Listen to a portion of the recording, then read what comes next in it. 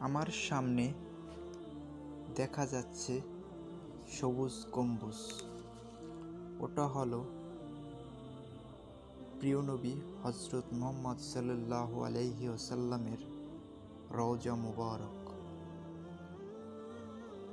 এখানেই শুয়ে আছেন প্রিয় নবী হজরত মুহাম্মদ সাল্লাল্লাহু আলাইহি ওয়াসাল্লাম,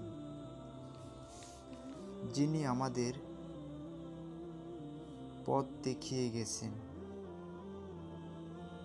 বলেছেন, সৎ পথের আদেশ করো এবং অসৎ পথের জন্য তাদেরকে নিষেধ করো। দুনিয়ার চিন্তা না করে আখিরাতের চিন্তা করতে বলেছেন। তাহলেই মিলবে জান্নাত। সেই জান্নাতে আমরা সকলেই যেতে চাই। আলহামদুলিল্লাহ। যারা চোখ দিয়ে দুনিয়াতে দেখে সিংহ গর্জন মারে তার বনের রাজ্যর জন্য, আর বাঘ সে গর্জন মারে ক্ষুধার জ্বালায়, কিন্তু আল্লাহ তাআলা আমাদের এ দুটো জিনিস দিয়েছেন। এ নিয়ে চিন্তা না করে আল্লাহর বান্দা হিসাবে তার কাছে একবার গর্জন মেরে চাইলে সব কিছু আল্লাহ তাআলা দিয়ে দেন। আর আল্লাহ দিলে আমরা শুকরিয়া আদায় করতে ভুলে যাই।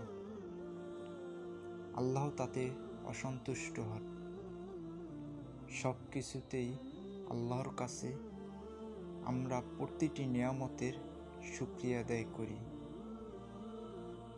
এবং দুনিয়ার চিন্তা বেশি না করে বেশি বেশি আখিরাতের চিন্তা করি। দেখুন, আমাদের জন্য কত রক্ত ঝরিয়েছে আমাদের প্রিয় নবী হজরত মুহাম্মদ সাল্লাল্লাহু আলাইহি ওয়াসাল্লাম। এই মদিনা থেকে ইসলামের প্রচার করতে করতে কত রক্ত ঝরিয়েছে। তিনি এই মদিনার এই আমার সামনে রওজা মুবারকে শুয়ে আছেন।